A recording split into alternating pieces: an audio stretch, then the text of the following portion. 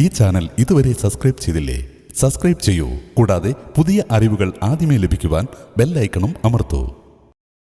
നമസ്കാരം, ഞാൻ ഡോക്ടർ ശ്രീദേവി. നമുക്കിന്ന് ചവനപ്രാശത്തിനെ കുറിച്ച് കൂടുതൽ കാര്യങ്ങൾ അറിയാം. TV തുറന്നു നോക്കിയാൽ തന്നെ അറിയാം, നമ്മുടെ പ്രസിദ്ധരായിട്ടുള്ള സിനിമാ താരങ്ങൾ അമിതാഭ് ബച്ചൻ, അതുപോലെ ഷാറൂഖ് ഖാൻ ഒക്കെ നമ്മുടെ ആരോഗ്യത്തിന് വേണ്ടി എന്നും ചവനപ്രാശം കഴിക്കാൻ നമ്മളോട് പറയാറുണ്ട്. അപ്പോൾ കോടികളുടെ മരുന്ന് വിപണിയിൽ വലിയൊരു മരുന്നാണിന്ന് ചവനപ്രാശം. അതൊരു ഹെൽത്ത് സപ്ലിമെന്റ് ആയിട്ടും ഇമ്മ്യൂണിറ്റി ബൂസ്റ്റർ ആയിട്ടും ഒക്കെ ഉപയോഗിക്കുന്നുണ്ട്. ആദ്യമായി ചവനപ്രാശത്തിന്റെ റെഫറൻസ് ആയുർവേദത്തിൽ ഉണ്ടായത് ചരക സംഹിതയിലാണ്. ചരക സംഹിതയിൽ പറയുന്നത് ദേവവൈദ്യന്മാരായിട്ടുള്ള അശ്വിനി കുമാരന്മാർ മഹർഷി ചവനന് വേണ്ടി യുവത്വം തിരികെ ലഭിക്കാൻ വേണ്ടി ഉണ്ടാക്കിയതാണ് ചവനപ്രാശം.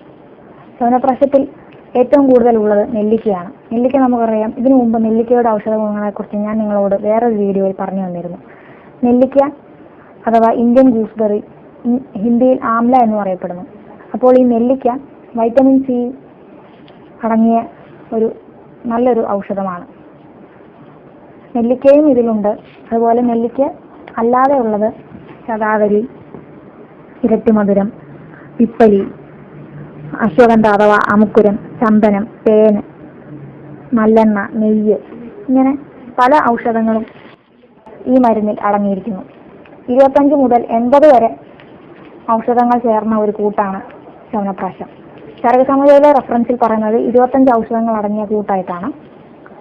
പിന്നെ ഇതിന്റെ രസം എന്ന് പറയുന്നത് മധുരവും പുളിയും ചേർന്ന ഒരു നല്ലൊരു ഇതാണ് ചവനപ്രാശത്തിന്.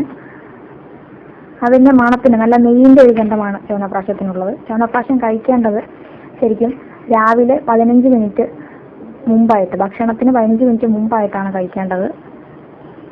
അത് കഴിക്കുമ്പോൾ 1 ടീസ്പൂൺ തൊട്ട് 1 ടേബിൾ സ്പൂൺ വരെ അളവ് എടുത്ത് പാലിനോട് കൂടി ചേർത്ത് വേണം കഴിക്കുവാനായിട്ട്.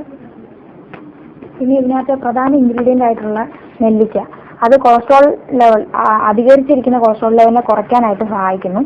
പിന്നെ ഇതിന്റെ മെയിൻ ആയിട്ടുള്ള ബെനിഫിറ്റ് എന്ന് പറഞ്ഞു കഴിഞ്ഞാൽ, ചിലർക്ക് ഇടയ്ക്കിടയ്ക്ക് വരുന്നവരുണ്ട്, വിട്ടുമാറാത്ത ചുമ, ജലദോഷം, പനിയൊക്കെ ഉള്ളവരുണ്ട്, ഇൻഫെക്ഷൻ പെട്ടെന്ന് വരുന്നവർ, അങ്ങനെയുള്ളവർക്കൊക്കെ നല്ലതാണ് നെല്ലിക്ക അടങ്ങിയിട്ടുള്ള ചവനപ്രാശം.